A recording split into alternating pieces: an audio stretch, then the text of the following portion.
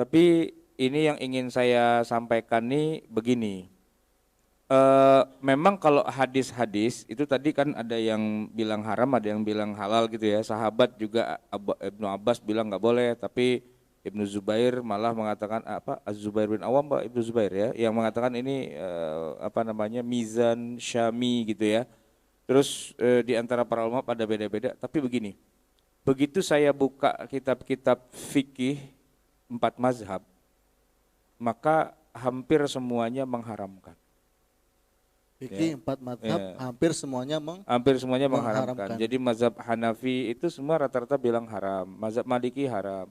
Dan yang paling topnya mengharamkan musik dan alat musik itu mazhab Syafi'i. Iya. Malah madhab Syafi'i. Iya, mazhab Syafi'i. Jadi kalau kita buka bab muamalah, Mm-mm. di antara benda yang haram untuk diperjualbelikan itu adalah benda-benda yang mungkar. Ya. Nah, contohnya adalah alat musik. Oke. Jadi tidak sah jual beli alat musik karena alat musik itu haram. Oke. Itu ada di kitab-kitab mazhab Syafi'i yang kecil-kecil lah, yang Matan Al-Ghaya wa Taqrib apa gitu-gitu tuh ada. Ya kan, di Kifayatul Akhir juga ada. Di antara benda-benda yang tidak sah diperjualbelikan karena benda itu adalah benda yang mungkar, itu adalah Alat musik. alat musik.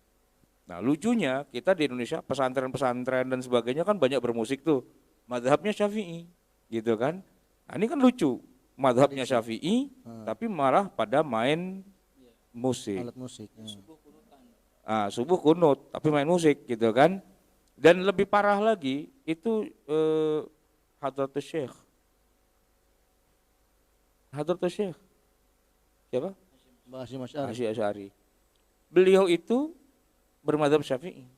Tapi pesantrennya di Jombang itu, pesantren Tebu Ireng, itu di zaman beliau malah beli alat musik. Banyak. Dan dilatih untuk pada main, kita zaman sekarang nyebutnya marching band. Mungkin dulu istilahnya drum band gitu ya. Nah, itu dilatih mereka, anak-anak santri itu. Padahal tuh pesantren Tebu Ireng, itu pesantren bermadzhab Syafi'i abis tuh. Kitab-kitabnya juga mengharamkan musik gitu. Tapi beliau sebagai pendiri dari Nahdlatul Ulama malah menghidupkan musik di pesantrennya. Ini kan kontradiktif gitu ya. Nah, bagaimana kita menjelaskan duduk persoalan? Kok jadi tumpang tindih seliwar-seliwar begitu? Begini jamaah sekalian. Memang sudah menjadi ciri khas ya, baik itu ayat Quran ataupun hadis-hadis Nabi gitu ya, ketika mengharamkan sesuatu hal, itu kadang-kadang nyebutnya apa, tapi maksudnya kemana? Menggunakan filsafat Yunani mensana in corpore sano. Ayatnya bunyi ke sana, maksudnya ke sono. Iya. Mensana in corpore sano. Saya udah serius denger ya, Sad. Contoh nih Pak, ketika Quran mengharamkan segala yang memabukkan, gitu ya, itu enggak menggunakan kata-kata hurrimat alaikumul muskirat, itu enggak begitu. Diharamkan semua yang memabukkan, enggak. Yang disebut malah khomer, gitu loh. Iya, khomer aja dia sebut, gitu kan. Padahal khomer itu cuman minuman Pak, gitu. Enggak ada khomer tuh dimakan, ditelan, disuntik, dihirup, enggak ada. Ya kan? Nah, tapi para ulama faham gitu. Walaupun menyebutnya ke sono gitu kan. Nah, tapi maksudnya ke sini. Maksudnya adalah segala yang memabukkan, yang haram itu bukan sebatas khomer doang. Khomer doang tuh Pak hanya terbuat dari kurma dan anggur yang diperas. Setelah 3 hari difermentasi, hari keempat itu jadi minuman yang memabukkan. Nah, kalau itu terbuat dari daun ganja yang dilinting, dibakar, diisep asapnya, itu bukan khomer. Pil ekstasi bukan khomer, gitu loh. Ya kan? Suntik apa tuh semua bukan khomer, karena khomer yang dimaksud di zaman Nabi sesuai dengan urf bahasa yang dikenal, itu yang minuman itu dan hanya sebatas dari kurma dan anggur. Kalau terbuat dari gandum saja sudah bukan khomer namanya. Tapi para ulama tuh ngerti gitu loh, bahwa walaupun yang disebut itu khomer, tapi yang kena tuh banyak. Karena diambil ilat keharamannya apa? Al-iskar, mabuknya itu. Kan gitu ya. Jadi harus tahu ilat keharamannya itu apa sebenarnya. Nah, masuk kepada bab musik. Yang disebut alat musik, ma'azif. Tapi wal muradu apa? Maksudnya itu apa? Maksudnya bukan alat musiknya, lahwal hadis. Nah, itu kan dia gunakan istilah lahwal hadis yang sia-sia, yang memalingkan kita dari mengingat Allah. Kata-kata itu penting banget, Pak, karena itu salah, hampir semua orang salah memahaminya. Segala yang memalingkan kita dari mengingat Allah berarti haram. Bukan. Enggak. Ya kita kalau lagi asik naik motor emang ingat Allah? Ya enggak lah, ya kan? Kalau kita lagi asik dengan konser, enggak ingat Allah. Bukan itu yang dikatakan mengingat Allah itu. Jadi musik itu memalingkan kita dari zikrullah, bukan itu maksudnya. Tapi begini, ini realnya. Ntar dulu ambil napas dulu ya. Tahu Beethoven? Ya. Atau musik-musik klasik lah ya. Itu tidak pernah dimainkan kecuali dalam suasana orkestra. Yang terlibat di dalamnya itu bisa puluhan orang, 30, 40, 50 orang. Gitu kan? Jadi orang bermain musik itu tidak ada yang sendirian. Rame-rame. Dan main musik itu bukan kayak udah zaman pop ya. The Beatles itu bikin lagu 3 menit habis, 3 menit habis. Enggak. Di zaman dulu musik itu live, ya kan, unplugged, ya kan, rame-rame, mulain dari abis zuhur, selesai besok abis zuhur. Jadi kagak sholat, ya kan, kagak kerja, kagak ngapa-ngapain, di situ aja udah. Nah itu kalau kita zaman sekarang namanya konser, ya kan, konser. Tapi di masa itu disebutnya bukan konser, disebutnya yaitu musik gitu aja. Jadi kalau disebut musik itu maksudnya apa? Maksudnya lupa waktu, ya kan? Lupa kewajiban, lupa sholat, dan selalunya ada khomer, selalunya ada zina. Itu satu paket lengkap. Kalau nggak gitu namanya bukan musik, gitu, ya kan? Gini deh gini, ini bahasa kita sekarang. Mas punya hobi apa? Musik ya? Suka ikut itu konser? Iya, saya suka ikut. Kalau ada apa namanya panggung, ya kan, panggung musik gitu. Nah itu Pak kalau datang ke panggung musik, misalnya siapa nih penyanyi dari Amerika datang ke Indonesia, taruhlah misalnya Metallica gitu kan. Pak kalau mau nonton Metallica itu datangnya dari pagi Pak, nggak bisa habis sholat maghrib baru datang, kagak dapat tempat, di luar dapatnya, ya kan. Kalau mau nonton Metallica, walaupun Metallicanya ntar baru main jam 9 malam, tapi jam 7 pagi udah nongkrong di situ Pak. Nggak keluar-keluar. Kenapa? Karena ini konser. Orang datang tuh dari 3 hari, 4 hari sebelumnya untuk bisa kayak gitu.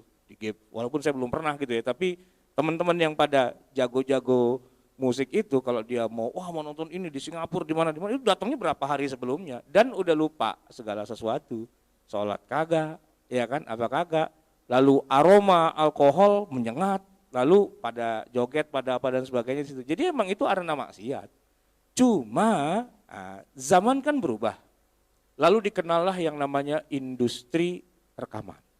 Nah, musik itu sudah tidak live lagi. Kalau hari ini kita bilang musik, maka sudah yang terbayang di kepala kita bukan live lagi, bukan konser. Tapi musik tuh masuk ke dalam handphone kita, lalu bunyi dia, gitu kan? Dan lagu-lagu pop modern sekarang itu rata-rata cuma 5 menitan. Ketika Queen bikin lagu Bohemian Rhapsody 6 menit, itu aja produsernya udah nggak mau. Lagu kelamaan begitu, udah nggak zaman gitu kan. Coba dengerin lagunya Ummu Kalsum. Ya. Ummu Kalsum tuh intronya aja itu setengah jam. Lagunya Ummu Kalsum, Ulidal Huda, itu penyanyi Mesir. Itu dibilang kalau Ummu Kalsum nyanyi, ya Israel sama Mesir lagi perang, itu berhenti. Semua pada nonton konsernya Ummu Kalsum. Itu intro satu lagu, itu setengah jam intronya. Nah, belum dia nyanyinya, gitu kan. Nah, itu sampai besok subuh juga belum selesai itu. Nah, kalau dibilang musik, maksudnya yang begitu itu. Di zaman dulu itu begitu. Nah, kalau sekarang musik itu jadi MP3, menjadi ringtone, menjadi bel pintu, itu musik juga. Kira-kira orang kalau bunyi pintu rumahnya itu ting tong, dia jadi nggak sholat nggak tuh? Oh, enggak dong. Kan? Enggak. Mabok nggak? Enggak. Berzina nggak? Enggak. Karena yang dimaksud musik di hari ini itu beda dengan musik di masa lalu, gitu loh. Jadi sama dengan begini. Nih saya kasih contoh. Main apa tuh namanya kartu apa namanya gaple apa remi gitu ya. Nggak usah pakai duit, bukan judi. Boleh apa enggak? Itu hadisnya siapa yang main gaple masuk neraka. Hadisnya gitu, hadisnya bermain dengan nardashir itu dadu. Siapa yang main dadu masuk neraka. Bunyi hadisnya begitu. Sekarang saya tanya, boleh nggak kita main dadu? Ular tangga. Iya ular tangga, terus ludo, terus halma, terus kan pakai dadu tuh, kocok-kocok gitu kan. Nah saya tanya, kalau bunyi hadisnya siapa yang main dadu, yang main gaple masuk neraka. Gitu, itu bunyinya. Tapi kira-kira apa yang kita pahami dari teks yang bunyinya kayak gitu? Maksudnya itu adalah judi, kan gitu. Karena di masa lalu judi itu selalu pakai gituan. Iya kan? Judi selalu pakai itu. Maka ketika disebut haram main dadu, haram main remi, gaple dan sebagainya, syatranj itu terjemahannya adalah catur. Siapa yang main catur masuk neraka. Ah gitu loh. Itu hadisnya sahih Pak. Bukhari juga itu. Jadi kalau kita pakai hadis secara pemahaman tekstual, masuk neraka semua kita. Main gaple, main dadu, ya kan semua gitu. Itu semua haram. Hah? Surga sepi banget. Surga sepi. Tapi ternyata yang dimaksud nih para ulama, hebatnya para ulama, tidak melihat teksnya, tapi melihat konteksnya. Apa yang dimaui oleh hadis itu sebenarnya, itu bisa difahami dengan akurat oleh para ulama. Tapi kalau yang bukan ulama, belajarnya cuma dari kamus bahasa Arab, syatron, catur, masuk neraka, oh haram, gitu kan.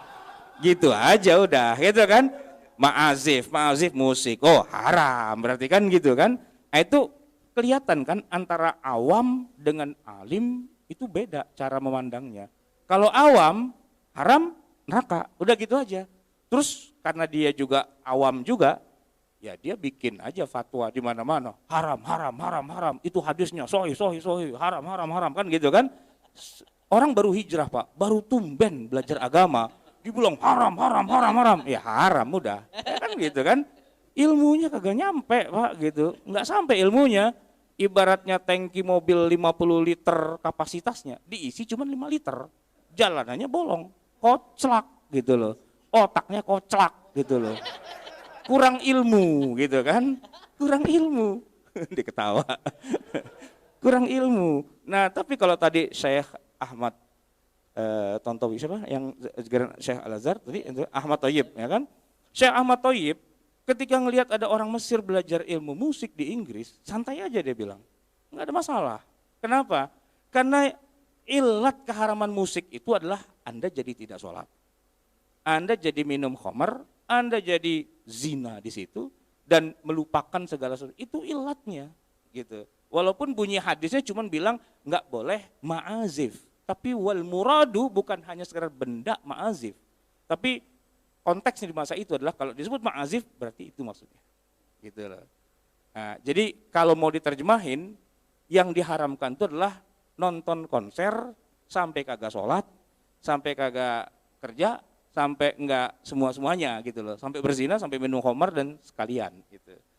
Nah, cuman yang disebut cuman itunya doang, yang disebut cuman ma'azifnya doang. Karena memang begitulah karakteristik dalil-dalil itu nyampenya memang kadang-kadang orang nggak paham maksudnya apa. Makanya lahwal hadis yang sia-sia. Ya gimana nggak sia-sia? Bayangin konser 24 jam, kagak sholat, kagak apa. Ya kan, itu sia-sia. Tapi kalau kita dengerin lagu 5 menit mati, selesai gitu kan. Ya kenapa kita jadi dibilang masuk neraka cuman gara-gara bel pintu kita bunyinya ting tong masuk neraka gitu kan. Ting tong masuk neraka gitu. Kalau nggak salah Libya sekarang melakukan itu juga ya. Dulu kan kita kalau jam pertama ke jam kedua kan bunyi jaros. Tet, sekarang katanya masuk neraka. Diganti dengan azan katanya. Allahu Akbar gitu kan. Apa itu? Ganti jam katanya gitu. Itu kan lebih bid'ah lagi kan sebenarnya kan. Lebih bid'ah lagi gitu. Ya karena terlalu tekstual. Dia nggak ngerti ilmu agama, tapi pengen jadi ulama gitu loh. Nafsu besar, tenaga kurang. Itu aja masalahnya. Jadi benar tuh ada apa ulama siapa muridnya Imam Malik ya yang mengatakan al hadits madallatun illa lil fuqaha. Hadis itu tempatnya orang nyasar kecuali bagi fuqaha, orang-orang yang paham gitu. Jadi kalau dia nggak ngerti hadis, ya contoh paling kecil tuh saya sering nyontohin kata Nabi Muhammad kalau kencing buang air nggak boleh ngadep kiblat, nggak boleh belakang kiblat. Kata Nabi Muhammad syariku au gharibu, ngadep timur apa ngadep barat aja. Kita di Indonesia kan bingung nih. Kita ngadep timur belakangin kiblat. Kita ngadep barat, kita ngadep kiblat. Yang salah Nabi apa siapa kan gitu. Kata Nabi nggak boleh ngadep kiblat, nggak boleh belakangin kiblat, tapi ngadep timur barat aja. Ya kan kita kalau ngadep timur ngebelakangi kiblat. Kalau ngadep barat ngadep kiblat. Ah, dia gak ngerti. Nabi Muhammad ngomong buat orang Madinah kan ya. Madinah kiblatnya selatan, ya timur kagak ngadep kiblat, barat nggak ngebelakangi kiblat juga. Jadi emang benar hadis itu tempat orang nyasar. Kecuali lil fuqaha, kecuali bagi orang yang paham begitu. Itu hadis Nabi itu ada juga yang kalau dibaca itu jadi masalah. Gara-garanya dulu di Madinah musim panas, ya nggak hujan-hujan. Orang pada datang kepada Nabi, ya Rasulullah, doa deh kepada Allah biar turun hujan. Nabi angkat tangan. Belum selesai angkat tangannya, geledek, petir, jedar langsung hujan. 7 hari 7 malam kagak berhenti itu hujan. Akhirnya Madinah banjir. Lalu para sahabat datang lagi ke Rasul, ya Rasul, ini bagaimana kok kita jadi banjir begini gitu kan? Terus Nabi berdoa, Allahumma hawalaina la alaina. Ya Allah, turunkan hujan di luar kota Madinah saja. Jangan di tengah kota Madinah. Itu hadisnya hadis sahih. Tapi nggak boleh kita pakai di Jakarta, Pak. Musim hujan, ya Allah turunkan hujan jangan di Jakarta, tapi di Bogor, di Puncak, di Depok dan mana gitu kan. Banjir juga Pak kita di sini. Banjir juga gitu ya. Doanya itu nggak cocok dengan itu cocoknya buat Madinah gitu kan. Kalau buat Jakarta kagak cocok gitu. Hujan di sekeliling Jakarta, di selatan hujan, di barat, di utara laut pasang. Ya kan kita kelelep di tengah-tengah gitu. Nah itu harus lihat konteks juga kan gitu. Taib, sangat menarik sekali ya mendapatkan begitu banyak pencerahan